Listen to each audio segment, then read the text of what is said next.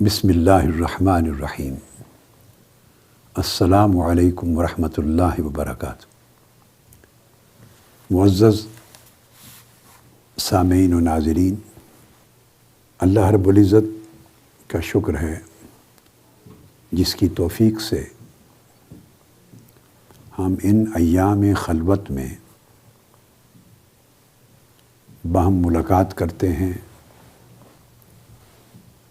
اور اہم امور پر میں اپنے جذبات، اپنے خیالات اور اللہ اور اس کے رسول کی ہدایات اور تعلیمات آپ کے ساتھ شیئر کرتا ہوں۔ ہم نے پچھلی نشست میں وقت کے موضوع کو ختم کیا ہے کہ وقت کیا ہے، اس کا انسانی زندگی کے ساتھ ریلیونس کیا ہے، دنیاوی زندگی میں اس کی اہمیت کیا ہے اور اس کا اخروی زندگی کے ساتھ کیا تعلق اور اس کے اثرات کیا ہیں اور اس کو اچھے طریقے سے گزارنے یا برے طریقے سے گزارنے کے مضمرات کیا ہیں۔ اب یہ موضوع ضروری حد تک بیان کر لینے کے بعد آج سے میں وہ سبجیکٹس شروع کر رہا ہوں جن کا براہ راست ہماری زندگی کے ساتھ تعلق ہے اور جس کو میں پھر آگے آنے والے ایام میں انشاءاللہ تعالی ایک ایک کر کے ڈسکس کرتا رہوں گا۔ آج جس موضوع سے میں گفتگو شروع کر رہا ہوں وہ ہے غصہ، اینگر۔ غصہ ایک ایسا لفظ ہے، اردو میں تو ہم یہ استعمال کرتے ہیں اور انگلش میں اس کو اینگر کہتے ہیں، وہ بھی آپ جانتے ہیں، مگر لطف کی بات یہ ہے کہ عربی زبان میں اس غصہ کے لیے دو لفظ استعمال ہوتے ہیں اور دونوں کی سطح مختلف ہے۔ غصے کے لیے غیظ کا لفظ بھی استعمال ہوتا ہے، غیظ، جیسے قرآن مجید میں آتا ہے، آگے میں آیت کریمہ تلاوت کروں گا، غین یہ ضا یعنی زوئے، تو غیظ کو بھی غصہ کہتے ہیں اور دوسرا لفظ استعمال ہوتا ہے عربی میں غضب، جسے ہم اردو بول چال میں غضب کہتے ہیں، غین ضاد بے، جیسے سورہ فاتحہ میں آخر پہ آخری آیت کریمہ میں ارشاد فرمایا گیا ہے غیر المغضوب علیہم ولا الضالین، جن پر اللہ کا غضب ہوا ہے ان کی راہ پر نہ چلو۔ تو غیظ اور غضب دو ڈیفرنٹ لفظ ہیں اور ان کی امپلیکیشنز، استعمال اور ان کا معنی بھی مختلف ہے۔ یہ ڈیفرینسیشن اردو اور انگلش کے لفظ میں نہیں ہے۔ عربی زبان میں جب غیظ بولتے ہیں تو غیظ کا مطلب وہ ایک ہیجان ہوتا ہے، ایک اندر کی کیفیت ہوتی ہے، ایجیٹیشن ہوتی ہے اندر کی، اور جس دوسرے شخص نے اسے گویا کوئی تکلیف پہنچائی ہے، ایک شخص کو کسی دوسرے شخص کی وجہ سے اس کی طبیعت میں ایک ہیجان پیدا ہوا ہے، ایک اضطراب پیدا ہوا ہے، ایجیٹیشن پیدا ہوئی ہے، ایک ارتعاش پیدا ہوا ہے اور وہ بے چین ہوا ہے، جیسے لہریں اٹھتی ہیں، تلاطم آتا ہے، تموج ہوتا ہے، تو اس کی طبیعت میں یہ جو کیفیت پیدا ہوئی ہے غصے کی، اور وہ انتقام لینا چاہتا ہے یا بدلے میں اس کو اذیت دینا چاہتا ہے یا اپنے اندر کی کیفیت اس پر نکالنا چاہتا ہے یا کسی اور جگہ نکالنا چاہتا ہے، وہ کیفیت ہیجان کی جب تک اندر رہے اس کو عربی زبان میں غیظ کہتے ہیں۔ خواہ وہ گھٹن کی صورت ہو، خواہ وہ جلن کی صورت ہو، خواہ وہ پیچ و تاب کی صورت ہو، وہ جو ہیجان ہے جب تک اندر رہتا ہے زبان پر سخت درست الفاظ کی صورت میں یا اپنے اعضاء پر کوئی فزیکل ایکٹ کی صورت میں، جب تک وہ ظاہر نہیں ہوتا اندر رہے تو اس کو غیظ کہتے ہیں، اور اگر وہ ظاہر ہو جائے یعنی باہر آ جائے، خواہ زبان سے اس کا اظہار ہو جائے اور خواہ وہ اپنے اعضاء کے ذریعے اس کا اظہار کرے، تو اس کو پھر غضب کہتے ہیں۔ تو عربی زبان میں غصے کے لیے یہ دو لفظ ہیں اور دونوں کے الگ درجے ہیں۔ آج ہم جو گفتگو کریں گے وہ جوائنٹلی ہوگی، بنیادی طور پہ جو آیہ کریمہ میں پڑھنے والا ہوں اس سے آگے وہ غیظ سے متعلق ہے، مگر غیظ اور غضب، غصے کی دونوں حالتوں، یہ گویا یہ دو حالتیں، تو اس کو جوائنٹلی ہم بیان کریں گے۔ اب آپ کے ذہن میں یہ سوال پیدا ہوگا کہ یکایک ان ایام میں جنہیں میں خلوت کہہ رہا ہوں، میں نے اپنے موضوعات میں سب سے پہلا موضوع غصہ، اینگر کیوں چنا؟ اچھا، یہ بنیادی طور پہ جو سیریز آف ٹاکس ہوگی، یعنی گفتگو کا ایک جو سلسلہ ہوگا، اس کو اینگر مینجمنٹ کہیں گے ہم۔ اینگر مینجمنٹ ایک کامن ٹرم ہے، یعنی غصے کو مینج کیسے کرنا ہے، غصے کو کنٹرول کیسے کرنا ہے۔ تو غصہ ہے کیا؟ ہاں، یہ آپ کے ذہن میں سوال آئے گا، میں بات کر رہا تھا کہ غصہ سے موضوعات کا ایک سلسلہ میں نے کیوں شروع کیا؟ اس لیے شروع کیا کہ میری دانست میں یہ جہاں آپ لوگ ان ایام میں، جس کو میں خلوت کہتا ہوں، آئسولیشن ہے، بند بیٹھے ہیں، اللہ ہی بہتر جانتا ہے کہ کتنا طویل عرصہ یہ خلوت چلے۔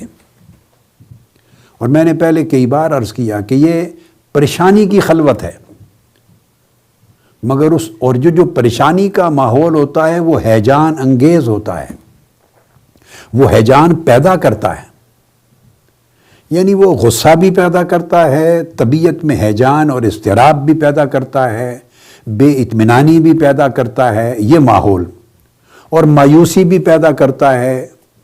اس میں بندے کی طبیعت اوپر بھی جا سکتی ہے غصے میں اور ڈاؤن بھی ہو سکتی ہے، مایوسی بھی آ سکتی ہے، اس سے انگزائٹی بھی بڑھ سکتی ہے، اس سے ڈپریشن کی طرف بھی انسان جا سکتا ہے، اینگر فٹس بھی ہو سکتے ہیں۔ تو ان تمام چیزوں کی جو جڑ ہے وہ غیظ ہے، وہ اندر کی کیفیت جو ظاہر ہو جائے تو اس کو غضب کہہ دیتے ہیں۔ تو وہی غصے کی چھپی ہوئی حالت ہے، جب تک وہ غصہ چھپا رہتا ہے تو غیظ ہے، ظاہر ہو جاتا ہے تو وہ غضب ہے۔ اور کبھی پھر یہ مسلسل جب جاری رہے اور آدمی گھٹن میں چلتا رہے تو اس سے انگزائٹی پیدا ہو جاتی ہے، اور مالی مشکلات آئیں گی۔ ان دنوں میں وسائل کم ہو گئے، کمانا نہیں رہا، پھر انسان سوچتا ہے کہ اتنا قرضہ چڑھ جائے گا، اب میں کھاؤں گا کہاں سے؟ جاب چلا گیا، دوبارہ جاب ملے گا یا نہیں ملے گا؟ اور بچوں کے ساتھ، فیملی کے ساتھ بیٹھے ان ذہن میں ان مشکلات کو، ہیجانات کو، اضطرابات کو جب آدمی جوائن کر کے سوچتا ہے تو پھر وہ مایوس بھی ہو جاتا ہے بعض اوقات، اور اس سے طبیعت ڈپریس بھی ہو جاتی ہے۔ ڈپریشن سے پھر اور نیگیٹو تھنکنگ شروع ہو جاتی ہے۔ پھر اس کی اگر تھنکنگ ہر لحاظ سے نیگیٹو ہونا خدا نخواستہ شروع ہو جائے تو پھر آپس میں تعلقات بھی سارے خراب ہو جاتے ہیں۔ ہر چیز جو انسان سوچتا ہے اس سوچ میں بیلنس نہیں رہتا، تو سارا نظام تباہ و برباد ہو جاتا ہے زندگی کا، اور یہ خسارے کا سودا ہے۔ اس لیے میں نے چاہا کہ باقی جو مثبت تعلیمات ہیں وہ تو انشاءاللہ آگے آگے ہم اپنی گفتگو کی سیریز میں، سلسلے میں ان کے اوپر گفتگو کرتے رہیں گے، مگر آغاز اس کیفیت اور نفسیاتی حالت کے بیان سے کیا جائے جو جڑ ہے، سمجھیں، ہر قسم کی خرابی کے جنم لینے کا۔ جہاں سے بہت ساری مشکلات پیدا ہو سکتی ہیں اور جہاں سے باہمی تعلقات میں بہت سی خرابیاں جنم لے سکتی ہیں، پوری کی پوری شخصیت کو نقصان پہنچ سکتا ہے۔ لہٰذا اس موضوع کو میں نے اس وجہ سے لیا ہے۔ یہاں یہ بھی عرض کر دوں کہ یہ جو غصہ ہے یہ بنیادی طور پہ ایک نفسیاتی حالت ہے، اور وہ میں نے عرض کیا کہ وہ انر ایجیٹیشن جو ہوتی ہے، ایک اندر کا جو ہیجان اور اضطراب ہے، ایک تراتم ہے، جس کا سبب یا باہر کا کوئی شخص بنا ہے، یا باہر کے کوئی حالات بنے ہیں، یا کوئی واقعہ بنا ہے، کوئی ایکسٹرنل چیز ہے، باہر کی کوئی چیز ہے۔ کسی شخص کی بات نے دکھ پہنچایا، کسی شخص کے طرز عمل نے دکھ پہنچایا، کسی شخص کے بیہیویئر نے، اس کی بے وفائی نے، اس کی ظلم اور زیادتی نے، اس نے کوئی گالی گلوچ کی، اس نے مار پیٹ کیا، اس نے غیبت کی، چغلی کی، کوئی بھی عمل کیا اس نے جو آپ کو اچھا نہیں لگا اور اس پر آپ کے اندر ایک ہیجان آیا، وہ غصہ بن گیا۔ یا حالات نے اتنا دباؤ ڈالا کہ اس کو برداشت نہیں کر سکے تو اس سے طبیعت میں ہیجان آ گیا تو غصہ میں بدل گیا۔ جو بھی کوئی ایکسٹرنل ایک ایونٹ ہے اس نے طبیعت کے اندر ایک ہیجان پیدا کر دیا۔ اب جب ہیجان پیدا ہوتا ہے تو آدمی اس کو نکالنا چاہتا ہے، اور نکالنے کی خواہش میں ایک انتقام کا جذبہ آ جاتا ہے۔ جس شخص نے اسے اس ہیجانی کیفیت میں مبتلا کیا ہے وہ چاہتا ہے کہ اس کو بھی تکلیف پہنچائے، اس کو مزہ چکھائے، اس سے بدلہ لے، تو اس میں ایک انتقام بھی شروع ہو جاتا ہے۔ تو یہ جو انتقام کی خواہش اور اندر کی ایجیٹیشن ہے جان، اگر سخت ہو جائے، شدت اختیار کر جائے، یعنی وائلنٹ ہو جائے، شدت اختیار کر جائے، انٹینسیفائی ہو جائے، تو پھر ایک غصے کی آگ بھڑک اٹھتی ہے۔ یہ وہ مقام ہے جہاں غصہ ایک آگ بن جاتا ہے، اور اس کو حضور نبی اکرم صلی اللہ علیہ وآلہ وسلم نے اس حالت کو شیطان کے ساتھ جوڑ دیا۔ فرمایا شیطان آگ سے بنا ہے، اور شیطان کی آگ غصے کی آگ کو بھڑکاتی ہے، غصے کی کو چنگاری میں بدلتی ہے اور آگ میں بدلتی ہے۔ جب یہ ہیجان ایک آگ کی شکل، بہت تپش کی شکل اختیار کر لیتا ہے، تو وہاں جا کے جو ہمارے برین میں ہمارا جو مائنڈ ہے وہ اپنا کنٹرول لوز کر لیتا ہے۔ اس کی عقل، اس کی انٹلیکٹ، اس کا مائنڈ، اس کی سمجھ، اس کا کنٹرول لوز ہو جاتا ہے۔ وہ بندے کی شخصیت پر، اس کی سوچ پر، اس کے عمل پر، اس کے جو کچھ اعضاء سے جو کچھ وہ کرنے والا ہے اس کے اوپر ایک کنٹرول رہتا ہے برین کا۔ ہر چیز جو کچھ ہم کرتے ہیں اس کا کنٹرول دماغ میں ہے، برین میں ہے۔ وہاں سے ہر چیز کا میسج آتا ہے، اس سے ہماری زندگی میں، ہمارے اعمال میں، ہمارے افعال میں وہ ایک توازن پیدا ہوتا ہے۔ فیلنگز بھی جاتی ہیں برین میں، دماغ میں، کسی خانے میں، اور میسیجز کچھ کام کرنے کے لیے بھی وہیں سے آتے ہیں۔ وہاں ایک کنٹرول روم ہے، پورے جسم اور پوری زندگی کو وہاں سے احکامات جاری ہوتے ہیں۔ اب جب وہ کنٹرول لوز کر جائے تو اس کا نتیجہ یہ ہوتا ہے کہ وہ پاور لیس ہو جاتا ہے، اس کی طاقت نہیں رہتی، اور اس کے نتیجے میں آدمی اپنی ریزن، دماغ کی سوجھ بوجھ کھو بیٹھتا ہے، آدمی گویا اندھا ہو جاتا ہے، بہرا ہو جاتا ہے، نہ اس کو کچھ دکھائی دیتا ہے، نہ سوچتا ہے، نہ سنائی دیتا ہے۔ وہاں وہ آداب سے بھی نکل جاتا ہے، اخلاق سے بھی نکل جاتا ہے، اور ہدایت اور بھلائی کے دائروں کو بھی توڑ دیتا ہے۔ اور جو وہ پھر غصے کا اظہار کرتا چلا جاتا ہے، وہ کیفیت ساتھ ہی ساتھ اس میں آگ اور لگتی جاتی اور بھڑکتی چلی جاتی۔ جیسے جنگل میں آگ لگ جائے ایک جگہ سے تو ساتھ ہی خشک درختوں تو آگ پھر بڑھتی چلی جاتی ہے، سارا جنگل اس کو اپنی لپیٹ میں لے لیتی۔ تو اس طرح غصہ جب آدمی شروع کر دیتا ہے، بولنا شروع کر دیتا ہے، وہ پھر بڑھتا چلا جاتا ہے۔ یہ اس کی خاصیت میں ہے۔ یہ ہے بنیادی طور پہ غیظ اور غضب، یہ دونوں چیزیں جس کو ہم غصہ یا اینگر کہتے ہیں، یہ ساری خرابیوں کی جڑ ہے۔ اور غصے کو کنٹرول کر لینا، اینگر کو مینج کر لینا، یاد رکھ لیں یہ بات نہیں ہے۔ بعض لوگ سمجھتے ہیں کہ غصہ ختم کر دیں، غصہ ختم ہونے والی چیز نہیں ہے۔ یہ تو ایک نفسیاتی ہیجان ہے نا۔ وہ زندگی میں کئی واقعات ایسے آئیں گے، کئی لوگوں کے ساتھ ایسی بات چیت اور آپ کا معاملہ ہوگا، چونکہ دوسری طرف سے کوئی ایکشن آ رہا ہے نا، اور یہ ایک ری ایکشن ہے۔ ہر ایکشن جب ہوگا تو اس کا ایک ریئیکشن پیدا ہوگا، آپ اس کو تو روک نہیں سکتے. اس ریئیکشن کی ابتدا ہوگی اس اندر کے ہیجان سے، ہیجانی کیفیت سے، آپ کے بس میں نہیں ہے.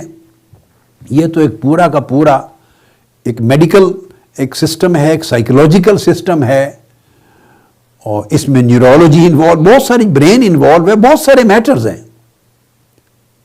پھر اس کے بعد اس میں ساتھ بلڈ پریشر بھی ہائی ہوتا ہے، پھر اور عوامل ہوتے چلے جاتے ہیں.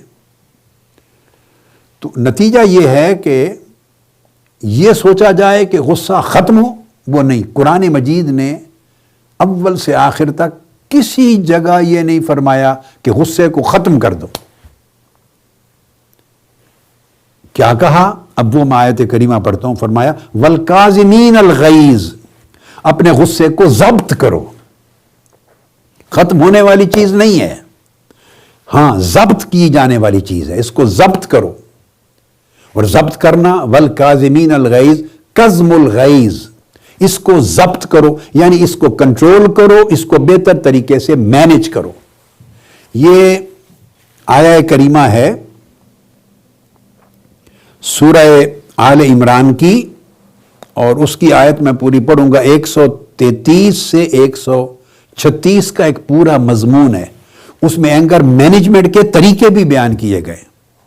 یہ پورا ایک سبجیکٹ ہے، گویا 4 آیات کریمہ پر مشتمل، جس میں اینگر کا، اس کو ضبط کرنے کی خوبیوں کا، اس کی فضیلت کا، اس کے اجر کا، ضبط کرنے کے طریقے، اینگر مینجمنٹ کے ٹولز بھی دیے گئے.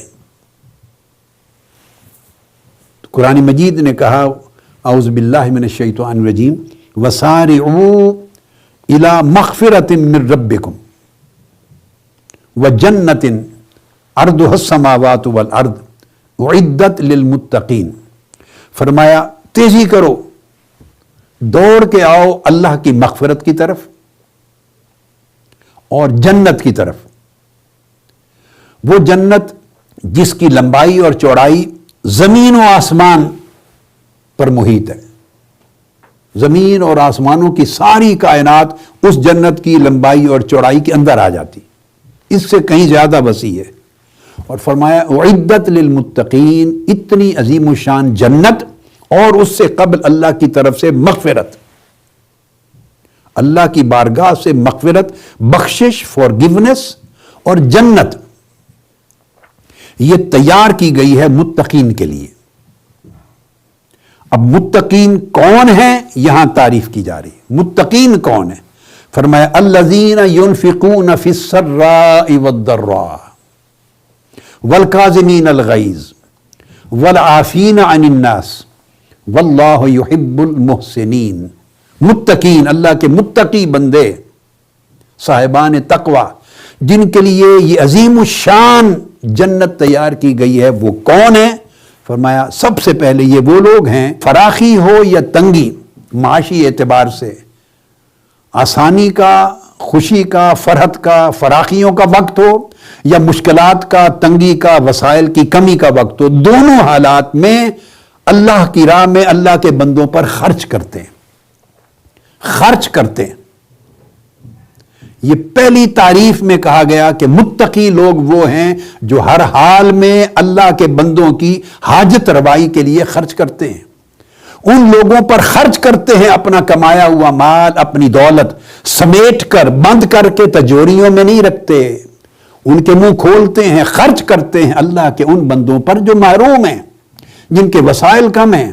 اور خاص طور پہ یہ ایام متقی بنانے کا طریقہ سکھایا جا رہا ہے اور ایڈریس کیا جا رہا ہے سب سے پہلے ان لوگوں کو کہ جن کے پاس وسائل ہیں، کہ وہ مہنگائی نہ کریں، ان دنوں میں ذخیرہ اندوزی نہ کریں، قیمتیں نہ بڑھائیں، لوگوں کے لیے مشکلات پیدا نہ کریں. وہ اللہ کی بخشش سے دور جائیں گے، وہ جنتوں سے محروم ہوں گے. فرمایا جہاں مشکلات آتی ہیں وہاں یہی مشکلات اللہ کے کئی بندوں کے لیے آسانیوں کا، جنتوں کا، بخششوں کا دروازہ کھول دیتی ہیں. جتنا خرچ کرنے کا اجر آج ہے شاید عام حالات میں اتنا نہیں ہوگا، کہ جب متوسط لوگ بھی مالی مشکلات میں ہیں، دفاتر بند ہیں، روزگار بند ہیں، فیکٹری بند ہیں، مزدور بے روزگار ہیں، ہر شخص گھر بیٹھا ہے، کسی کی تنخواہوں کی کٹوتی ہے، کوئی لے آف ہو گیا ہے، جاب بند ہو گیا ہے، کسی کی انکم کم ہے، گھر بیٹھے ہیں، ہر شخص پریشان ہے۔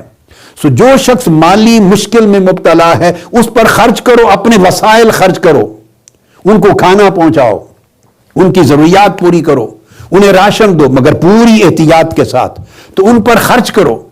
یہ خرچ کرنا تمہارے اوپر اللہ کی بخشش کا دروازہ بھی کھول دے گا اور جنتوں کا دروازہ بھی کھول دے گا، اور تمہیں متقین کے زمرے میں شامل کرنے کا یہ عمل باعث بن جائے گا۔ اور یہاں ایک بات بڑی امپورٹنٹ ہے، وہ یہ کہ یہ جو خرچ کرنا ہے یہ صرف مالی سخاوت نہیں، یہ لوگ تو وہ ہیں جن کے پاس وسائل ہیں، پیسے کے وسائل ہیں، وہ خرچ کریں گے، ان کو ایڈریس ہو گیا ينفقون کے تحت فی السراء والضراء، یہ ایک اینگل ہے۔ جن کے پاس وسائل ہیں وہ خرچ کریں، گویا حرام ہو گیا ذخیرہ اندوزی کرنا۔ آقا علیہ السلام نے فرمایا اس پر اللہ کی لعنت ہے جو ذخیرہ اندوزی کرتا ہے اور اللہ کی مخلوق کو محروم کرتا ہے، اور جس نے 40 دن کے لیے ذخیرہ اندوزی کی اللہ اس سے بری ہو گیا، اس پر لعنت ہو گئی اللہ کی۔ اور پھر نہ قیمتیں بڑھائے بلکہ خرچ کرے، جیب سے صدقہ کرے، خیرات کرے، لوگوں کی مشکلات پہنچائے، ان کے گھروں تک پہنچائے۔ یہ تو ہو گیا ان کا جن کے پاس وسائل ہیں، مگر آیت کریمہ میں آیا ہے کہ وسعت اور فراخی میں بھی خرچ کرتے ہیں اور تنگی میں بھی۔ تو تنگی سے مراد غریب لوگ ہیں جن کے پاس فراخی نہیں ہے، وسائل کی وسعت نہیں ہے، تو ان کو بھی خرچ کرنے کی ذمہ داری ڈالی گئی ہے، اور ان کو بھی کہا کہ تمہارے متقی بننے کی بھی شرط یہ ہے کہ بے شک مالی وسائل نہیں ہیں تب بھی خرچ کرو۔ اب ان کے لیے خرچ کرنے سے کیا مراد ہے؟ ان کے پاس تو خرچ کرنے کا ہے ہی کچھ نہیں، وہ تو آلریڈی محتاج ہیں۔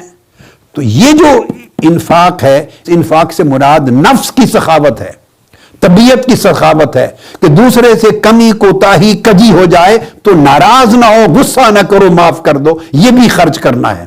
یہ اپنی طبیعت کے ہیجان کو معاف کر دو، غصے کو معاف کر دو، لوگوں سے انتقام نہ لو۔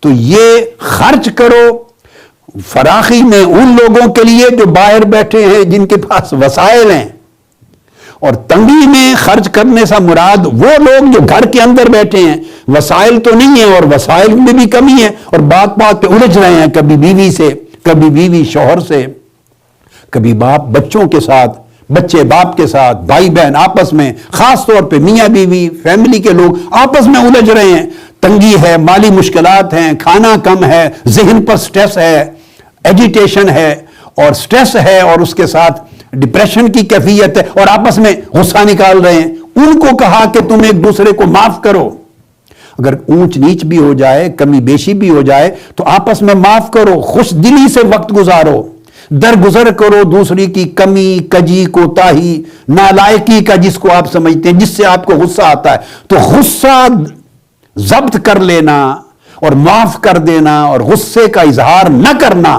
یہ بھی اس کے اندر آتا ہے۔ فرمایا اس سے تم متقی ہوگے۔ یہ کہہ کر پھر پہلی شرط بیان کر دی، والکاظمین الغیظ، اور متقی وہ لوگ ہیں جو ہر حال میں خرچ کرتے ہیں اور اپنا غصہ ضبط کر لیتے ہیں، اینگر مینجمنٹ اچھے طریقے سے کرتے ہیں، اپنے غصے کو، اینگر کو کنٹرول کرتے ہیں۔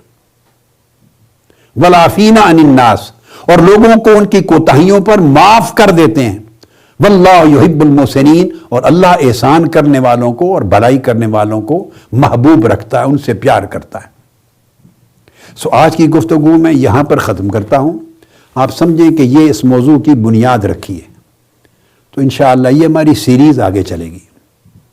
اللہ رب العزت ہمیں اس بات کو سمجھنے اور اپنی زندگیوں میں اپلائی کرنے کی توفیق عطا فرمائے۔ والسلام علیکم ورحمۃ اللہ وبرکاتہ۔ سب سے پہلے نئی ویڈیوز کو حاصل کرنے کے لیے